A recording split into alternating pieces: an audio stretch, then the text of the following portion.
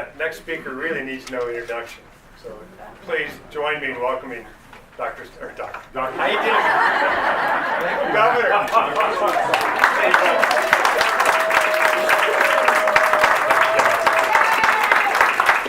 6J, I was talking to Jesse Lasovich at the start. Being a juris doctor or a lawyer certainly doesn't count.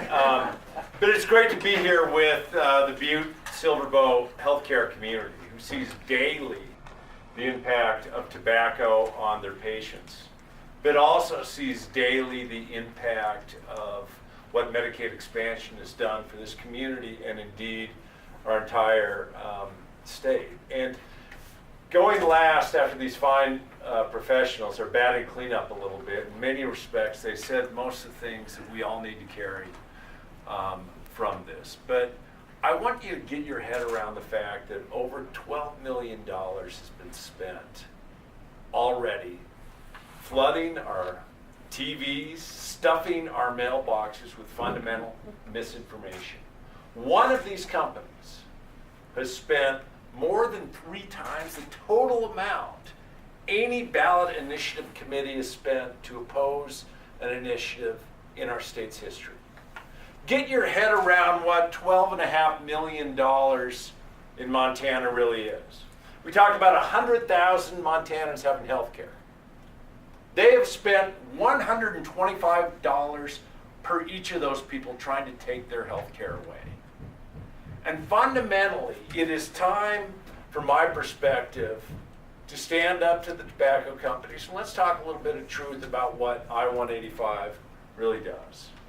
Because what you're seeing, or hearing, or reading is in so many respects false. First, I-185 fully funds the state's share of Medicaid expansion, Medicaid coverage for 100,000 Montanans. And was said before, 4,000 in this community alone. The vast majority, when you look at national surveys, 8 out of 10 of every individual on Medicaid in the expansion population are working. These are working folks that need health care at the end of the day, so that's not one more of the basic needs they have to be concerned about. Of those 100,000, 65,000 have accessed preventative care, not waiting until they are so ill to come to the emergency room when many times it's too late. Let me say that again, though. It fully funds the state's share of Medicaid expansion. Completely funds it in total. So the idea that there's some unfunded mandate out there is sheer baloney.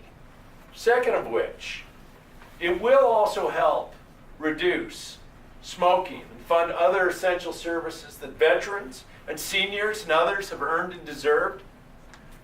I think they did a great job, Dr. Yates did, of talking about and caring about smoking cessation. The idea when you're a junior in high school or even younger, what an increased costs will do from preventing them from ever taking that first step. I-185 will raise the tobacco tax, which we know will also help then reduce smoking, which is the #1 cause of preventable death in Montana. And with I-185, if you don't smoke or chew or vape, you're not paying a thing. And we can hold tobacco corporations accountable for the nearly $800 in taxes that every household in our state is paying right now for tobacco-related illnesses. I-185 will also help preserve health care for all of us, especially folks living in rural areas of our state. We're a state of 147,000 square miles. Anybody that's either from a rural area or regularly travels there, you know that if you lost that health care center in that community's gone. States that didn't expand Medicaid have a 6 times faster closure rate of rural hospitals than those that did. In Montana, we haven't lost a one of them. Uncompensated care costs in our state dropped nearly 50% since we expanded Medicaid. That's what's helping to keep the doors of those rural hospitals open.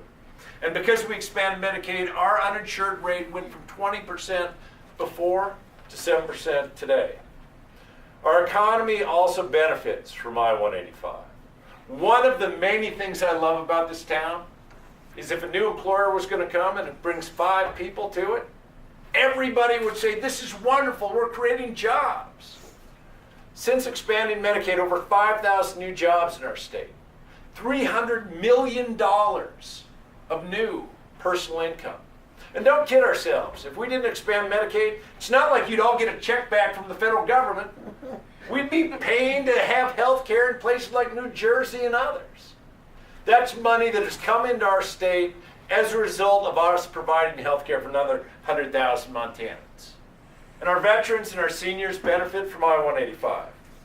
Ballot initiative creates new revenue to provide much needed suicide prevention support to our veterans and to help fund the Veterans Nursing Home right here, and I see Senator Sesso in back, nursing home services, yeah, right here in view. But let's clear the air about this as well. Some folks say that, oh, this new thing, it's capping the money going to veterans. Don't kid yourself. This is $2 million new money going to veteran services each and every year. $2 million that won't be there if we don't pass I-185. You're not capping the money. You're providing a new funding source to provide veteran services and services that they've earned and they deserve.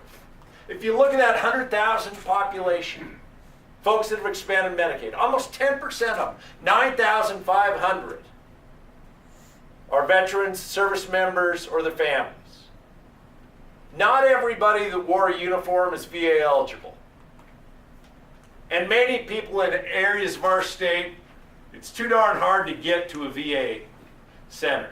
9,500 of those that are part of our Medicaid expansion population served our country by wearing a uniform, or our family members who have. Plain and simple, from my perspective, I-185 assists, provides much needed support to veterans. It'll also help fund in-home care for our seniors. Unlike those big tobacco companies, though, that we don't have unlimited money to spend. And don't kid yourself, big tobacco companies aren't spending out of their big tobacco hearts for the betterment of us all. They're there to protect their profits. They're there to keep that stream of income coming from not only those that have smoked for years, but that new crop of kids that they see as a possibility to get addicted. We may not have the unlimited amount of money, but we certainly have the facts and the support of doctors, of nurses, of hospitals, of community health centers, of business leaders as well, saying what a meaningful difference this makes. Folks have recognized what a difference Medicaid expansion makes and the importance of continuing to fund it. And recognize also that last legislative session, combined with the record fire season, strained our health and human services budgets. It impacted people in communities large and small across this state. If the money doesn't come in to fund those services, what I-185 does is pays for that.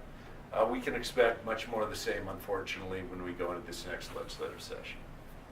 So I think that we have the facts, we have the support, we have the knowledge.